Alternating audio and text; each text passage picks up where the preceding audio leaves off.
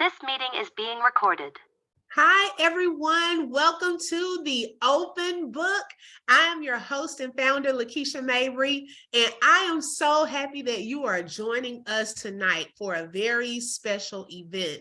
Y'all, it has been a day today, but this is something that I look forward to, and I am so excited to be here tonight because we have a special guest. Now, this is not her first time here. Miss Brandy Wilson has been here before, and if y'all don't remember, she has another book called For the Love of Friendship.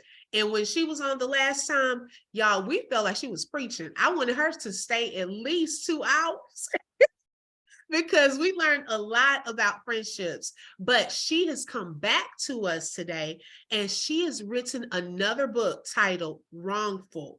This is based off of a true story. And like you all, this is my first time hearing this story. But I remember, Brandy, last time you were on, you were kind of talking about it vaguely, that you were going to write about this experience, and you wrote about the experience. And so we're excited to hear from Brandy today. How are you today, Brandy? I'm good. I'm excited to be back. Oh my goodness, you look so beautiful tonight too.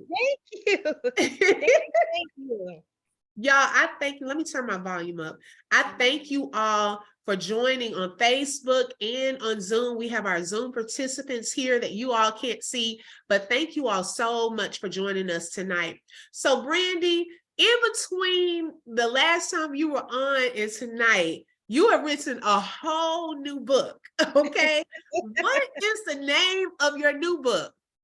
So my new book is entitled Wrongful. I chose that name because everything that happened within this story was wrong. And I couldn't come up with a different type of title because every time I would think of a title, it was like, well, everything was just wrong. Right. So I just chose Wrongful. Oh my goodness. So let's back up. Some people may remember you from the last time, and then some may not. So tell us first a little bit about yourself. So I am a middle-aged mom of some grown children. When my I know I have to always tell people that because they think I have little people and I don't. Um, my sons are 25 and 21.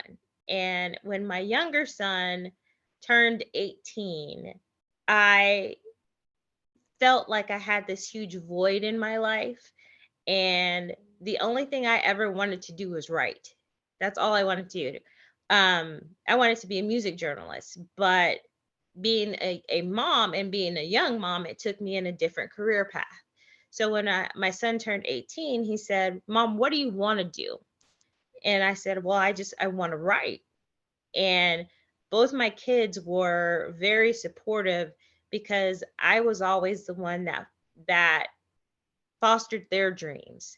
My eldest son is in a band, and I don't ever deter him from doing stuff with his band. And they both said, just write. If it's good, it's good. If it's not, it's not. Just write. And so I wrote For the Love of Friendship because during COVID, I was worried that my life was going to be taken from me, and the people that were surrounding me would not know how I felt about them. And so it was an open love letter to the people in my life. Okay, so with your new book, Wrongful, what prompted you to write this book? Believe it or not, one of my girlfriends that's in the first book said, this story needs to be told. It needs to be told because there's so many other people that I'm sure this has happened to, and we don't know about it. It doesn't get talked about. And the bad part was I knew that it happened to other people because it happened to me. This is my story. Okay, so tell us a little bit, give us like an overview or tell us about the story. Like if you could give us like something from the beginning, how it all started first, and give us a little of that background. So this story starts with a teenage young man who is being a little bit unruly. And in his plight to becoming an adult, he gets into some trouble with the law. And believe it or not, it was not trouble that it shouldn't have gone any further than a ticket. But because he has melanated skin, it went way further than just being a ticket. And you know what? That there in itself, it makes me think back to some of even the recent events that we see of our young boys or men who are getting pulled over for traffic stops that can then turn in to something a little more serious. Yes, you can easily lose your life. And when this happened in 2017, around the same time when the media was really starting to draw attention to Freddie Gray and Trayvon Martin, and it came into my home. It's different when you watch it on the news, but when it comes into your home, you have a different sense of reality because now you literally have to deal with it every day in every step. Oh my gosh. So this was your son. So he got pulled over, then he had gotten taken to jail. So he didn't even get pulled over. The synopsis is my kiddo was in another state with his dad because it got to the point to where I was having a hard time parenting him. And his dad said, let me help. So I let him go to another state. And in that other state, he got into a car accident. He was in a car with a bunch of other kids, and they had been drinking and smoking pot. Well, in the state that they were in, it's still illegal to smoke pot as a minor, but marijuana smoking is legal. So it should have been nothing more than a citation, and they let you go. However, my son wasn't driving, so he shouldn't have even gotten a citation. He was a passenger. Oh my goodness. So during the traffic stop, did they pull everyone out at that They time? they pulled everyone out, and there Wow. was two passengers who were African American, and the two passengers who were African American ended up in a detention center while the rest of them were able to go home. Oh my goodness. So, okay, so how did you feel? Did they call you and tell you this news? How did you feel in that moment? Because I'm upset already. No, they didn't. They didn't call me. In fact, his dad called me, and I'm the only custodial parent. I've literally raised this little person from the time he was in the world until he got older, and the only reason why he was there was because I needed some help. But I'm still the only custodial parent. So no, they didn't call me. They they called me after. So this happened over the weekend. They called me on Monday when he was getting ready to go in front of a judge to tell me that they had arrested my son. So during that time, did he have a lawyer? Since the parents were not there, did he have a lawyer or anything? They gave him a public defender because they did not contact me in time for me to retain my child an attorney. Oh my goodness. Oh, and you're in a whole other city, I'm in another state. a whole nother state at that. And then so now you have to travel there where he was. No, the clerk said, your son is being arraigned today, so we're gonna zoom you into his court proceeding. And I'm like, are you kidding me? Like, so I zoomed in to the court proceeding, and the judge versus them giving him a fine, he made it really hard for my kiddo, and my kiddo was still a little bit belligerent with the judge because I mean he's 17 at this point. Um and so the judge felt like this is a kid who's in need of supervision.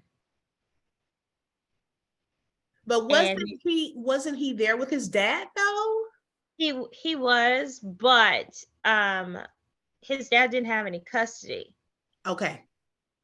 Yeah. I'm the sole custodial parent of him. Um, and even so, per what the law says, you're supposed to release this child back to the custodial parent. Right.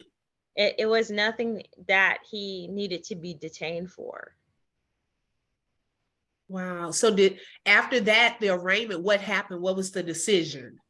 The judge wanted to send him to a boot camp in that state Oh my goodness. For how long? until he was 18 years old. So for a year and a half, because he literally had just turned 17. Oh my goodness. So, okay. Whew, it's already a lot of errors that happen. Okay. Because I'm thinking like he got pulled over. And I want to know also, like, how did they explain that? Where two got arrested and then the other two did not? They did it, but they shouldn't have even drug tested him because he was a passenger. He wasn't driving. Oh my goodness. Okay, so then he's going through this arraignment and now he's sentenced to boot camp. So then what happens after that? So that is when my part of the story takes over, because this kid has a mom who does not believe in just because you say we're going to do something, we're going to do it. And they send me a packet with all the protocols for boot camp. And I read it and I'm looking at it and I call a couple of my friends who are attorneys. And I didn't ask to retain them. I didn't ask, I just needed a little bit of advice.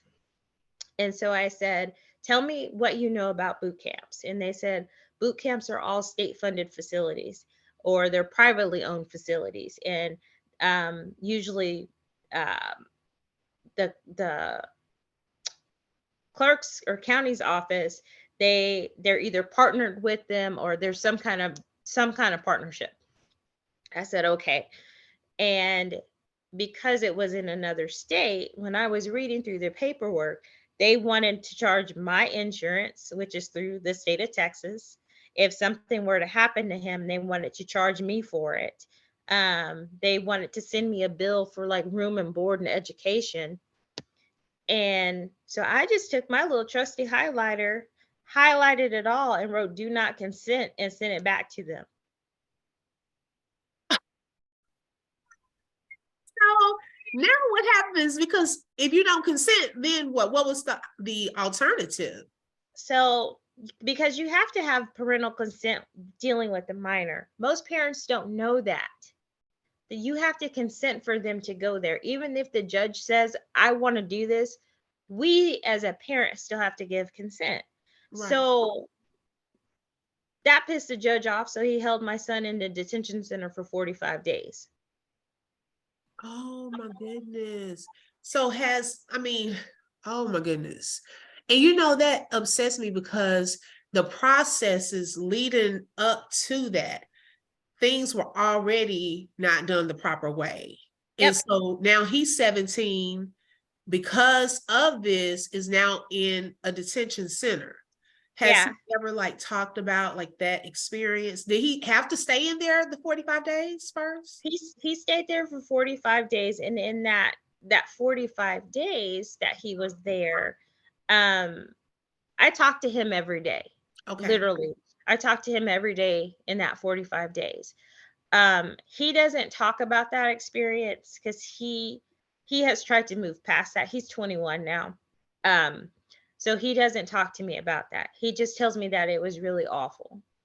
But in that 45 days, they didn't send my son to school. And he's 17. Legally, even if you're in a state facility, you have to go to school. And my son didn't go to school for 45 days. Now, if he was at home with me and I didn't send him to school for 45 days, they're gonna knock on my door. Right. Because I know my daughter was out of school, I think 5 days, and it was because of her bronchitis. They Yeah. sent me a truancy letter. I was like, Yes. what? I mean, but y'all, I'm not going to send my child to school sick. So, Exactly. oh, Um, 45 days. for 45 days. And then Wow. within that 45 days, they did a couple of other things to him that I go into detail in the book Okay. that were illegal. But in that 45 days, what they didn't realize is they were giving me time to make his case stronger. Right. Right. And so you were doing this by yourself. I You, did all of this by myself. I did not have an attorney. ooh. And okay, that I applaud you on that because sometimes what people don't understand is a mother's like fight when you're messing with our children. We will do whatever it takes to get to our child and to do what's best for our children. Yep. And we hear so many stories, where this has gone a totally different way. I think back to that story, and I forgot the young man's name, but they thought he had stolen something. He had a backpack. I think he was out of New York, and they thought he had stolen something. He was thrown into jail for like a long time, like 30 years. Elise Roden is his Him. name. Yes. And then ended up getting out of jail and committing suicide. But look, his He whole life had been taken. They sent him to Rikers Island for 5 years Yes. without a charge. He had not one charge at all, period, and they sent him to prison. And his Ooh. mom did not know what to do to get her child out of prison, nor did they have the funds Right. to retain an attorney because he had a public defender. When you have a public defender, you open yourself up to, you might not see the judge for 5 years. Um, and I actually reached out to the Khalif Broden Foundation because when this happened to my child, I knew about his story. So Wow. it happens more often than we realize. It does. Hmm. And imagine the ones that don't have someone that will fight like you did for your son.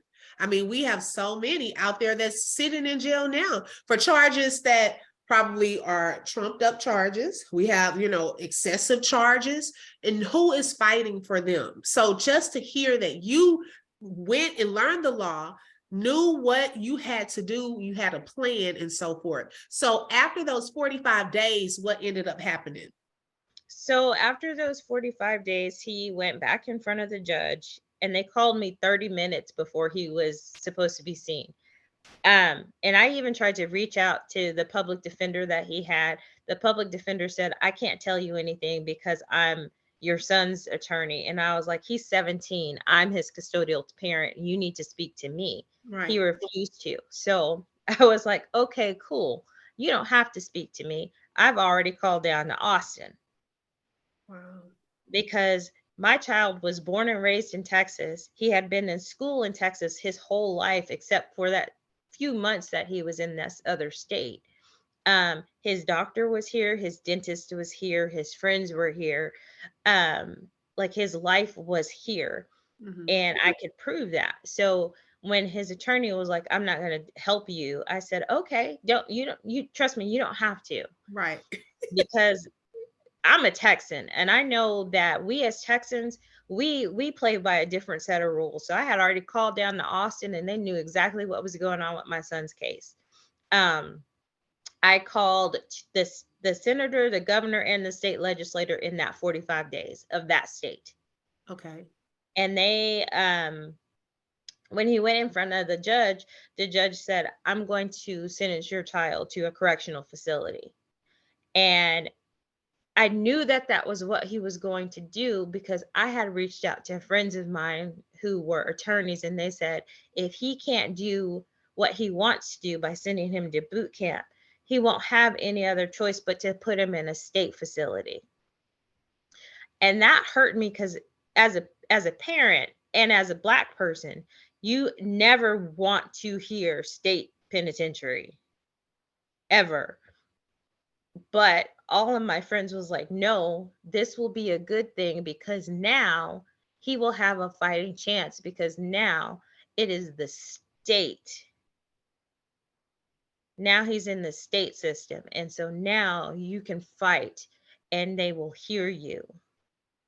Okay, but Brandy, so you mean to tell me the charge that he had was because of what was in his system, the pot? It was what was in his system, and the judge pretty much said he was a minor in need of supervision. So, but even if he needed supervision, their solution was to put him into a detention center in prison? Yes, ma'am.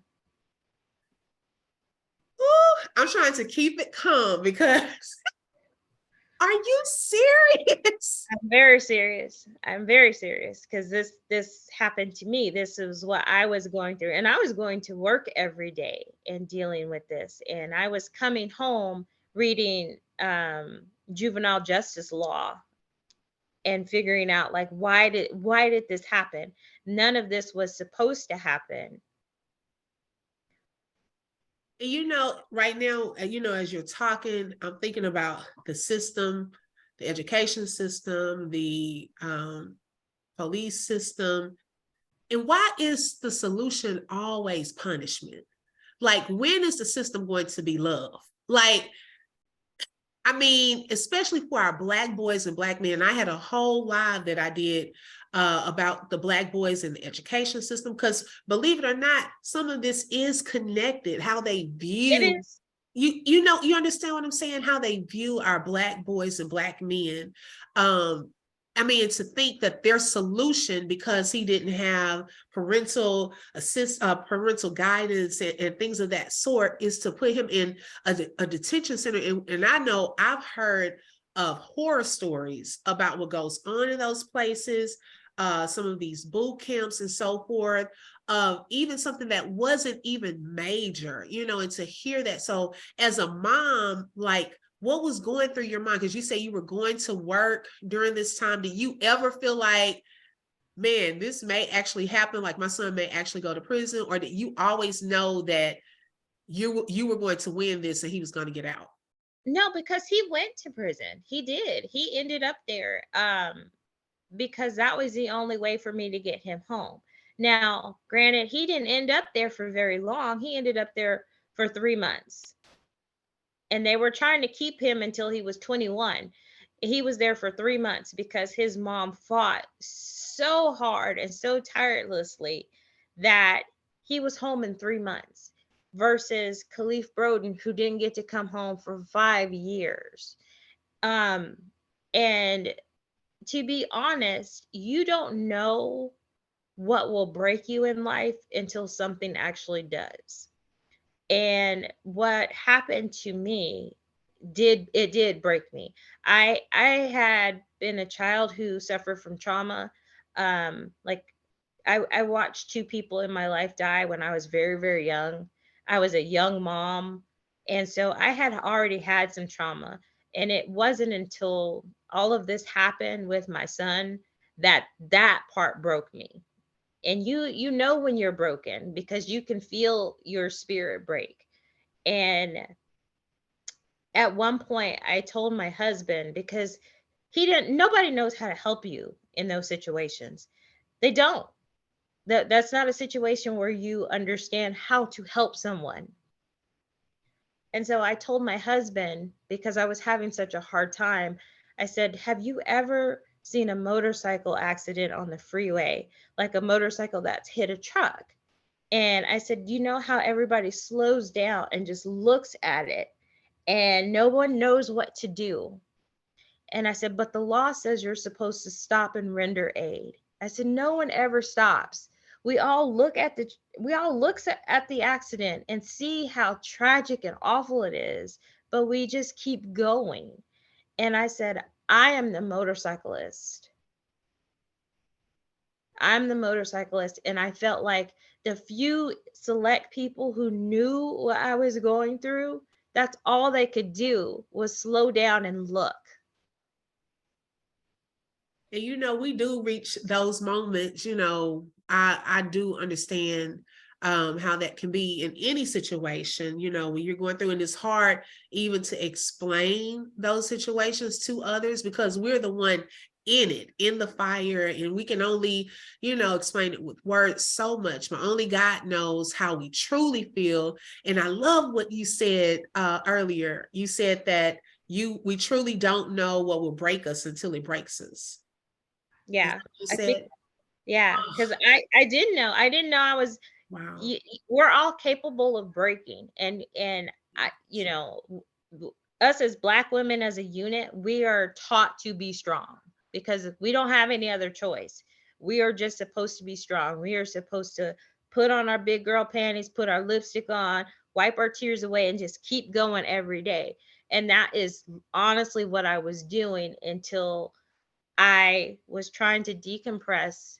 I was sitting in my bathtub trying to have like a minute of peace, and I had a full-blown panic attack to where I almost drowned myself in my tub.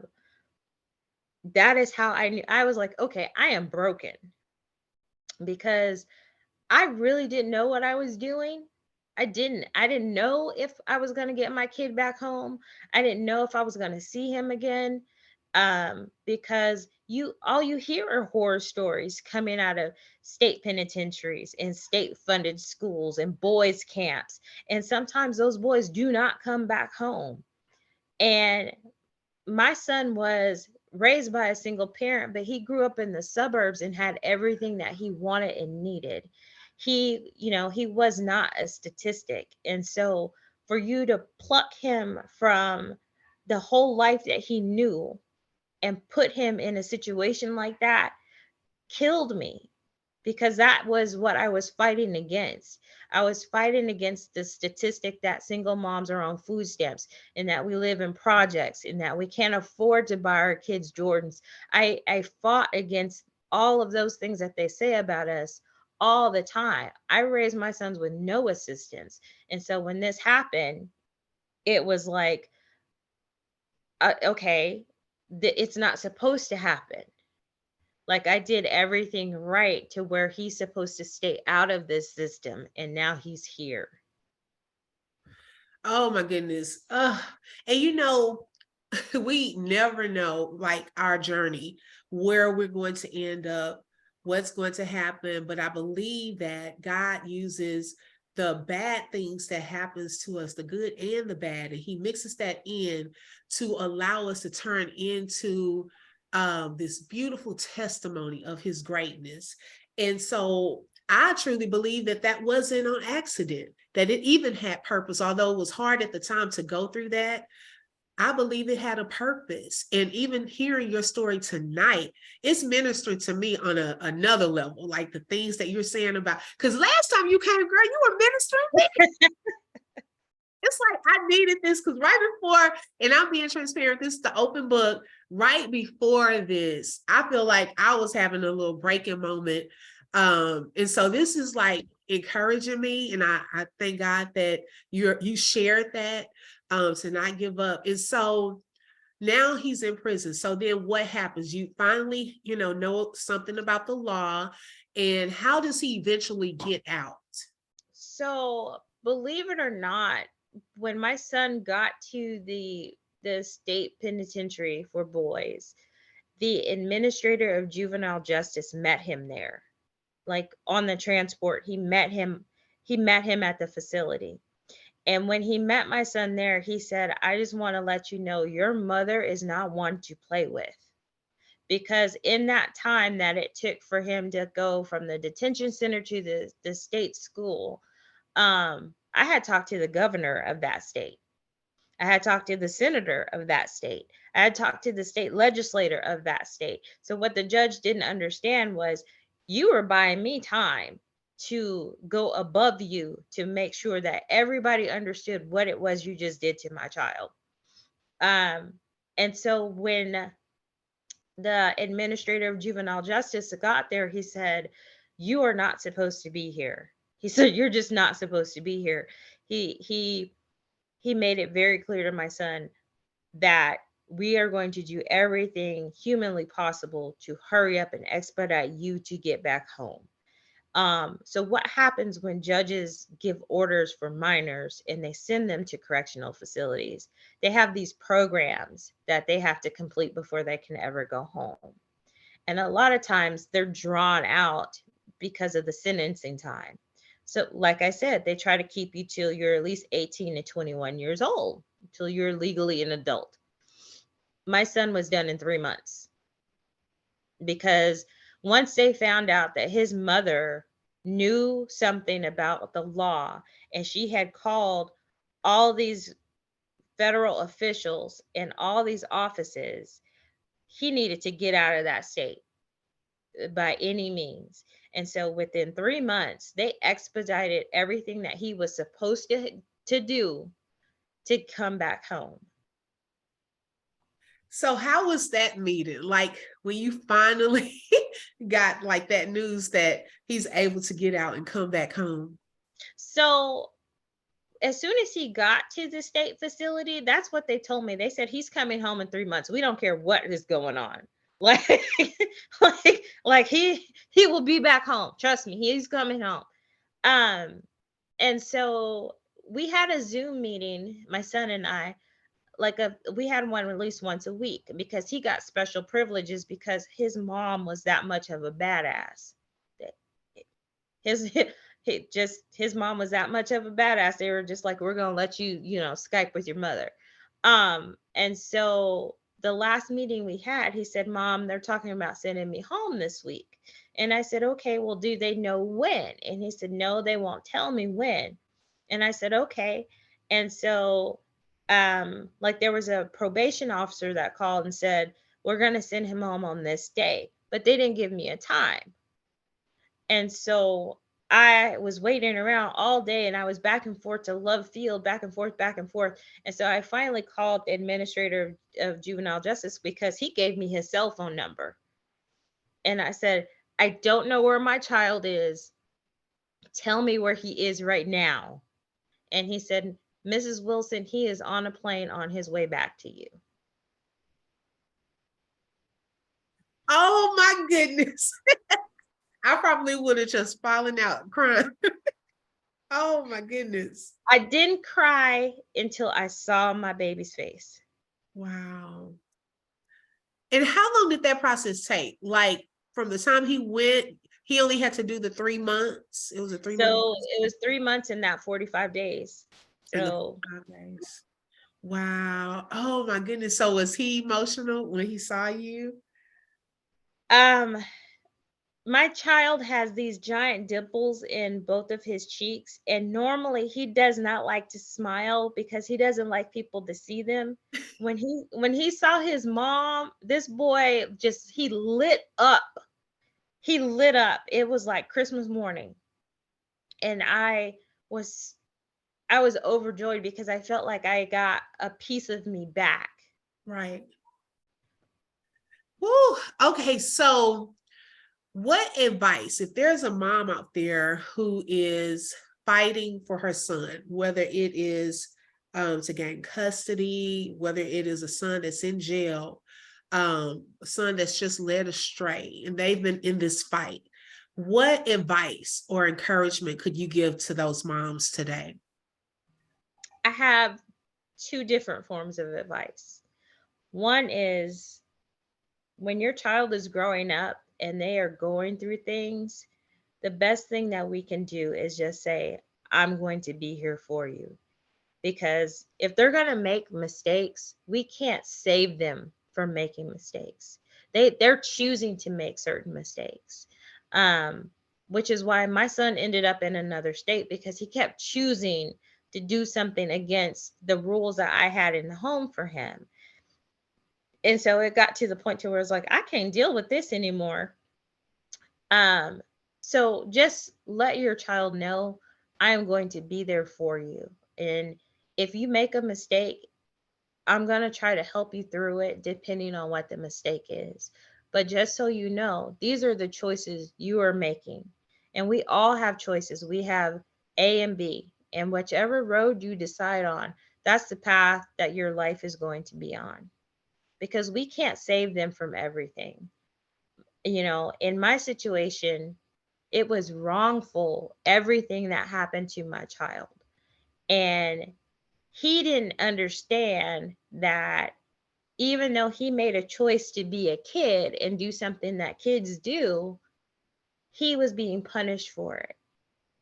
And he had a parent strong enough and smart enough to say, I am going to help you get out of this. And as parents, we need to understand there are laws in place that will work for us. The law is very gray. It is. It is a very gray area. It is not written for people of color. So it is up to us to show people this is how it's supposed to be. You have to take the color out of it and make them see you as a person. Because until they do that, it is always going to be, the pendulum is going to be heavier on one side versus the other. I have learned on this unfortunate journey that I was on that our country was not built with us in mind. We built the country, but it was not built for us. So the more we understand that, because it's not going to ever have love for us because it was built on hating us. So if we understand that moving forward, we might have a chance at changing something. But if we keep trying to push something that was not meant to be in the first place, it's pretty much like moving brick walls. They don't budge very much. So we have to change the mindset of humanity. We have to let them understand, because we were in this country first, and then we came over to this country as Black and brown Americans, but they still don't see us as people. Woo, that is so true. That is so true. And I was thinking about that today, having a picture of a Black boy and just asking even teachers, and now, thinking with this whole conversation, what do you see when you look at this? Because sometimes we have to fix our perception and the things that we think. Do we just see someone that's bad behavior and not worth nothing and things of that sort? But we need to see them as human beings. Like you said earlier, get past the color. Can we just treat them first like human beings, and then with love? Not always, it doesn't always have to be some form of punishment. Because as we can tell, they right now, so many with low self-esteem and going into the wrong direction because of the lack of, sometimes I feel that. So after this situation, do you think that your relationship with your son grew closer and stronger? It definitely changed. And it was strained for a little bit, and then I got to see myself in a different light than what he saw me, because I didn't realize that my child saw me as a superhero. Mm-hmm. Because he did. He saw his mom as somebody who you can't go against Superman. And Right. he saw his mom as that person. And he was getting older, and he was trying to like figure out who he was, and I was trying to let go. And it Right. was really hard because I had just let him go and all of this happened. So I was trying to hold on tighter. Right. Um and something said, you have to let this young man be a young man. You have to let him do what he wants to do. And so I slowly started letting go, because I just wanted him with me and around me the whole time, because this was my baby. Right. But I had to let him go, and I had to let him make his own choices, because that's what he was trying to do anyway. And from 18 and 19 and 20, he was out, and he moved out as soon as he turned 18, because Okay. he wanted to be his own person. But he also got my name tattooed across his forearm. Oh my goodness. And he sent me a picture of it, and I was like, why would you do that? And he was like, because you're my girl. Wow. And it did something to me, because I was like, well, for one, you don't have to ever put your name on your body because I got enough stretch marks to remind, but I he, understand that. yeah, but he wanted to show me like this is my Superman. This is the person I admire. Um and he's a very loving young man. He's a very kind young man. He's also very sensitive, which I've always known. And so his demeanor towards people change. And the other clincher is my son is biracial. Hmm. And he's not very dark. And any given season, he looks like he's Caucasian, just all Caucasian. And who he was changed. And Right. so he now he only identifies as black. And I let that go because I'm just like, okay, if that's who you are, that's who you are.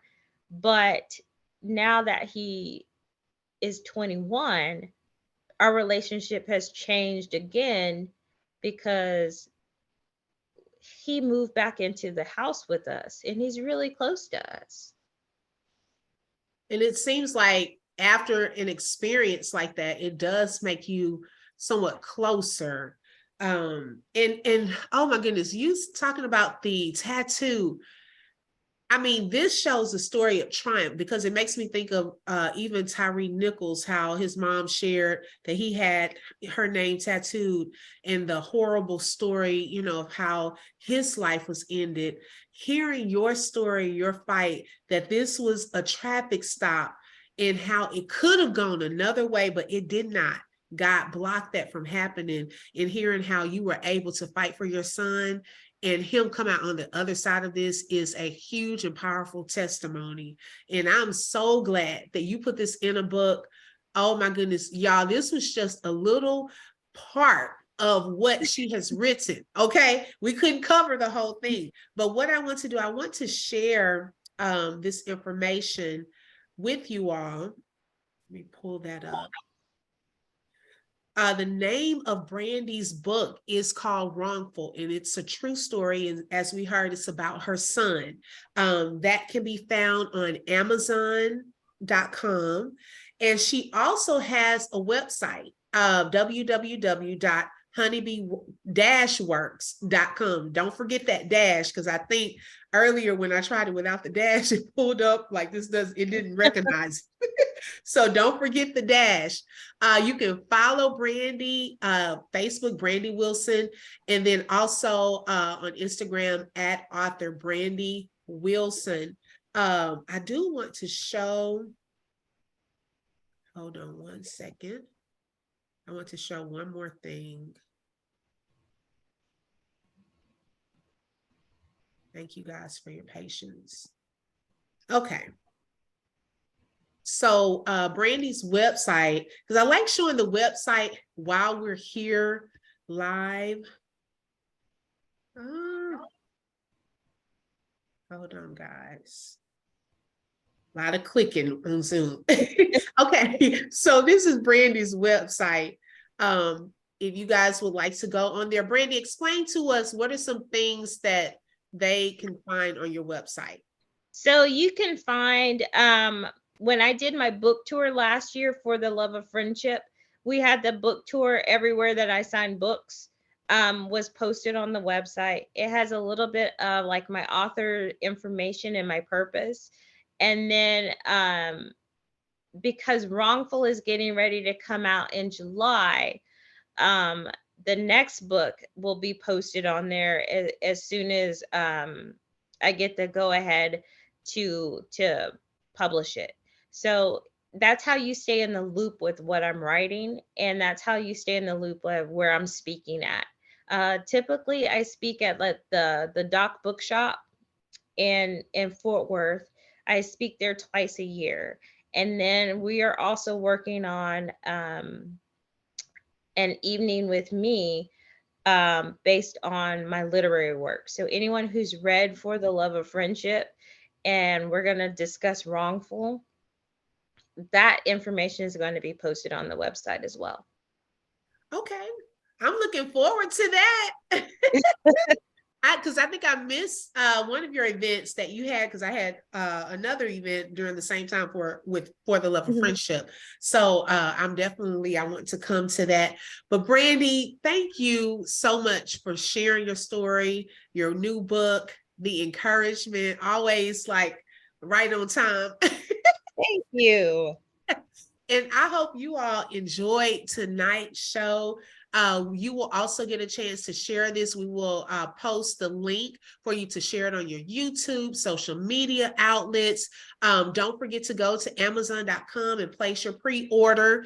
But we want to show Brandy our love. And we thank you for being our special guest. We have a new event coming up on March the 18th. I believe at 6 p.m. Central Time with the Coaches Connect. And we have a group of ladies. We're celebrating Women's History Month this month. A group of ladies that's going to come in and give us their stories of how they went through and navigated through adversity. And they all have different types of stories. So it's going to be an interesting one. So hope you guys will join us on the 18th of this month. But thank you so much for joining us tonight. And we hope you have a great weekend. Talk to you later. Bye-bye.